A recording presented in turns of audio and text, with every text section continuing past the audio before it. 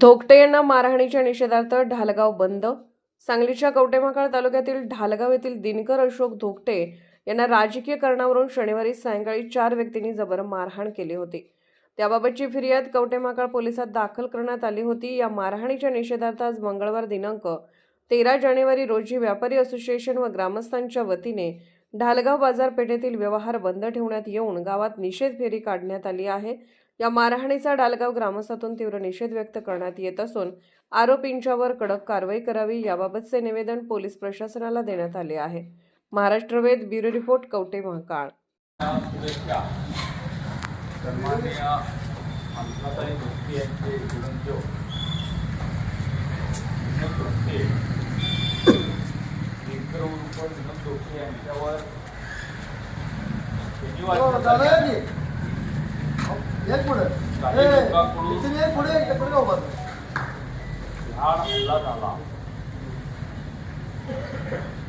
खरं तर अशा घटनेचा निषेध करेल तेवढा कमीच आहे.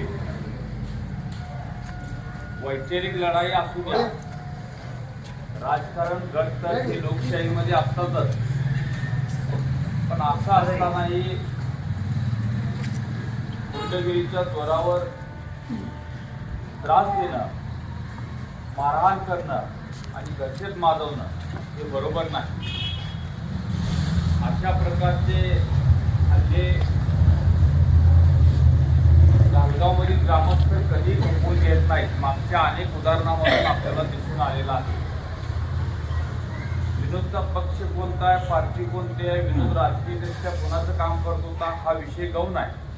पण विनोद आपल्या गावचा ग्रामस्थ आहे, नागरिक आहे, या गावचा व्यापारी आहे आणि आजच्या हल्ल्याच्या वेळी त्याच्या कुटुंबाच्या पाठीशी उभा राहणं आपल्या प्रत्येक ढालगावकरांचं कर्तव्य आहे. कारण बाजारपेठेचं गाव आहे. उद्या असं मनमानी पद्धतीनं कोण येईल. गुंडगिरी करायला काय सर्टिफिकेट लागत नाही किंवा एखादी डिग्री लागत नाही. कोणी फळफूट दादा बनू शकतं आणि उद्या कोणी येणार, कुठल्याही व्यापाऱ्याला त्रास देणार, भूमी मागणार, पैसे मागणार. अशा वेळेला आपण सर्वजण ढालगावकर एकत्र दर्शन घडवतोय आणि अशा गुन्हेगारांना साथ लावायचं काम करतोय. म्हणून काही वेळेला अशा गुन्हेगारावर ढालगावकरांची दहशत बसते. जे कोणी असं कृत्य केलंय त्यांच्यावर कायदा काम करेलच. डॉक्टर बाबासाहेब आंबेडकरांनी लिहिलेल्या घटनेप्रमाणे, संविधानाप्रमाणे हा देश, समाज व्यवस्था चालते. याच्या पलीकडे जाऊन कोणी जर माझ्या म्हणण्याप्रमाणे कायदा चालला पाहिजे, मी म्हणेल तसं वागलं पाहिजे, मी म्हणेल तसं त्या पद्धतीनं नागरिकांनी राहिलं पाहिजे असं म्हणत असतील तर कायदा त्यांना कदापि माफ करणार नाही. कोणत्याही पक्षाचे असू देत, कोणत्याही गटाचे असू देत, अशा हल्ल्याच्या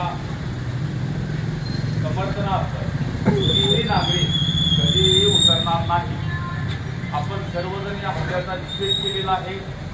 आज 5-6 तास गाव बंद ठेवलेला आहे. उद्या मकर संक्रांतीचा सण आहे, आज आणि उद्या, आणि काही नागरिकांना या बंदचा त्रास होऊ नये याची काळजी घेतलेली आहे आणि 12 वाजेपर्यंत आपण बंद ठेवायचा सर्वांनी निर्णय घेतलेला आहे.